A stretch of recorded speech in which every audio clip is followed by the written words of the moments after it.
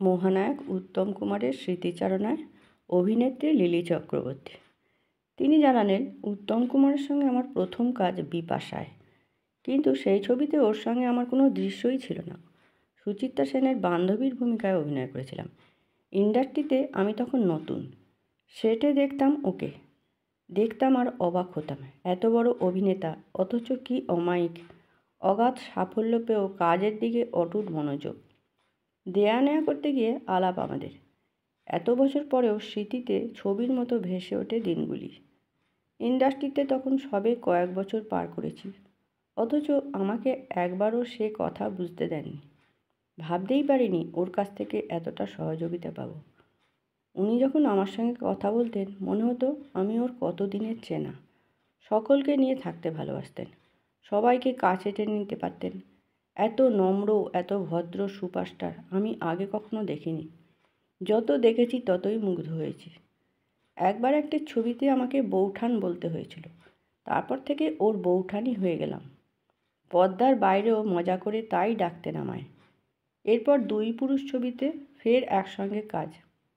এবার কিন্তু আবার বৌঠান নয়, ওর বান্ধবীর চরিত্রে অভিনয় করেছিলাম।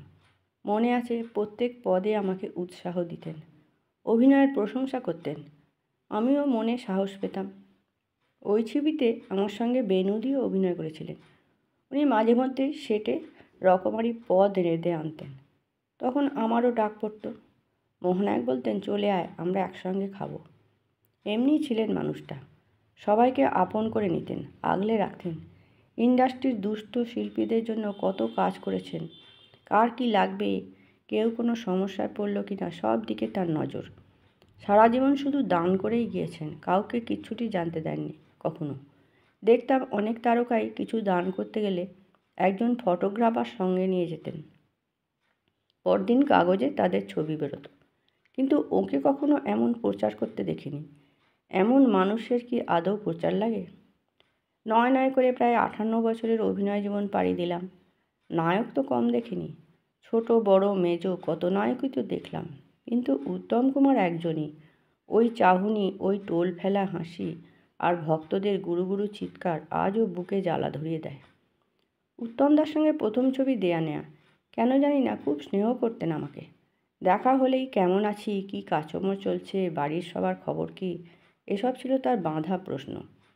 এখন দেখছি তাঁর ঘনিষ্ঠ কোনো নায়িকা নিজের জীবনের কথা লিখতে গিয়ে অকারণ উত্তম কুমারের স্বভাব সম্পর্কে নানা বিরূপ প্রতিক্রিয়া জানাচ্ছেন।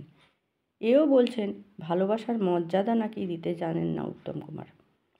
জানি না সত্যি না মিথ্যা, আমি তো সে অর্থে অত ঘনিষ্ঠ ছিলাম না। তবু বলবো, অকারণ অযাচিত স্নেহে তাঁর পরম মানবিক মুখ প্রত্যক্ষ করেছি একাধিকবার। তিনি যখন আজ আর নেই, তাঁর সম্পর্কে বিরূপ মন্তব্য করে কী লাভ? আমি সবসময় এমন নিন্দাবাদ থেকে দূরে থাকতে চাই। কত যে অপমান, কত যে হিংসার শিকার হয়েছি তার শেষ নেই। এখন জনে জনে এসব কথা বলতে গেলে নিজেকে কেমন ছোট লাগে। তবু সমসাময়িক ইতিহাস ও সত্যের প্রেক্ষিতে দু একটা কথা জানাতেই হবে। অনুরোধ করব, একে নিন্দাবাদ বলে ভাববেন না। মনে পড়ছে একদিনের কথা, সেটা ৬-এর দশকের মাঝামাঝি। সেদিন NT2-তে তাঁর কোনো শুটিং ছিল না। আসলে স্টুডিওই তো ছিল তার শ্বাস প্রশ্বাস নেওয়ার জায়গা। হঠাৎ কী কাজে এসেছিলেন কেদার রাজার শুটিংয়ে। আমিও তখন স্টুডিওতে। মুখোমুখি হতেই যেন আলো জ্বলে উঠল চারপাশে। ঈশ্বর ঝুঁকে তার চিরাচরিত চাহনি হেনে একেবারে সামনে এসে পড়লেন। কোন দোকানের চাল খাওয়া হয় বৌঠান? এখনও এত স্লিম? উত্তম কুমারের মুখে রূপের প্রশংসা শোনার জন্য ইন্ডাস্ট্রির নায়িকারা তখন মুখিয়ে থাকতেন। আমি বিশ্বাস করতে পারছি না কানকে। কানের ভেতর গম গম করছে সেই স্বর, যা যে কোনো মেয়েকে যে কোনো মুহূর্তে পরিয়াজি করে দিতে পারে। আমার রূপের প্রশংসা করছেন মহানায়ক। বিস্ময়, আনন্দ, চমকের ঘোর কাটিয়ে শেষ পর্যন্ত আমার স্বর আসতে চলে গেল অনেকটা সময়। অথচ সামনে তখনও দাঁড়িয়ে উত্তমদা। এমন একটা কমপ্লিমেন্টের উত্তরে আমি কি বলবো ভেবে পাইনি। বললাম, এই একই কথা তো আপনাকেও বলতে পারি। বললেন, বুড়োদের কথা ছাড়ো তো বৌঠান। আপনি বুড়ো? ঠোঁটে চলে এলো কথাটা। আমাদের সকলের স্বপ্নের নায়ক কি কখনো বুড়ো হতে পারে? আমি তাকিয়ে আছি উত্তমদার দিকে। হাওয়ায় এলোমেলো উঠছে তার কপালের সামনের চুলগুলো, আরও স্বপ্নীল দেখাচ্ছে তাকে। সেদিনের ওই মুহূর্তগুলো আজও আমার বুকের ভেতর জাগিয়ে রাখে মানুষ উত্তম কুমারকে, যিনি মেয়েদের তো বটেই সম্মান করতে জানতেন ইন্ডাস্ট্রির সকল কর্মীদের। অ্যাক্টর থেকে সামান্য স্পট বয় পর্যন্ত প্রত্যেকেই তার নজরে সহকর্মী। ঠিক করেছিলেন গৃহদাহ ছবিতে আমাকে নেবেন, পারলেন না। উত্তম কুমারের এক ঘনিষ্ঠ নায়িকা এসে হাজির হলেন। তখন তার অনেক নাম ডাক, অভিনয়েও তিনি চমকে দেন বাঙালিকে। সেই বড় মাপের অভিনেত্রী আমার মতো কম বয়সের এক তরুণীর সামনে প্রতিদ্বন্দ্বিতার ইঙ্গিত ছুড়ে দিলেন। তিনি উত্তম কুমারের ঘনিষ্ঠ, তাঁর কথা উত্তমদা ফেলবেন কি করে? গৃহদাহর কাস্টিং শুনে বললেন, লিলি কেন? আমি ওর থেকে কম টাকায় কাজ করব, তুমি আমাকে নাও। তখন ইন্ডাস্ট্রির এমন অনেকেই শুধু উত্তমের নায়িকা নন, আরও বেশি কিছু, তাঁদের কথা উত্তমদাকে রাখতেই হতো। তাই আমারও আর মৃণাল চরিত্রে কাজ করা হয়নি। খুব কষ্ট হতো, কেন বারবার আমার সঙ্গে এরকম হয়? কই, আমি তো কখনো কারো রোল কেড়ে নিইনি। যাদের সঙ্গে সবসময় ওঠা বসা, যাদের বন্ধু বলে ভাবি, তারা কিভাবে পারে এরকমটা করতে? অজিত মানে আমার স্বামী বলতো, তোমাদের লাইনটাই এমন, এসব তো হবেই, শুধু মুখ বুজে কাজ করে যাও। মুখ তো বুঝেই রইলাম, তাই সেই নায়িকার নামটা আর জানালাম না। যদিও আজ আর কোনো অভিমান অবশিষ্ট নেই, জীবন আমাকে ভরে দিয়েছে। আজও রোজ গাদাগুচ্ছের অফার আসে। সময়ের অভাবে বাচ্চা বাচ্চা পরিচালকদের ডেট দিতে পারি না।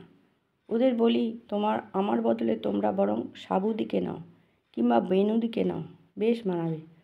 পাইয়ে দেওয়ার যে কি আনন্দ, সে কেবল আমিই জানি। গৃহদাহতে কাজ করা হয়নি ঠিকই, কিন্তু ভোলা ময়রায় কাজ দিয়ে উত্তমদা পুষিয়ে দিলেন। আমি তখন বম্বেতে।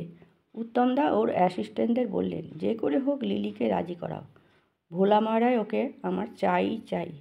সেবারও আমাকে আটকাবার মতো কম চেষ্টা হয়নি। শক্তি সামন্তের একটা ছবির অফার ছিল।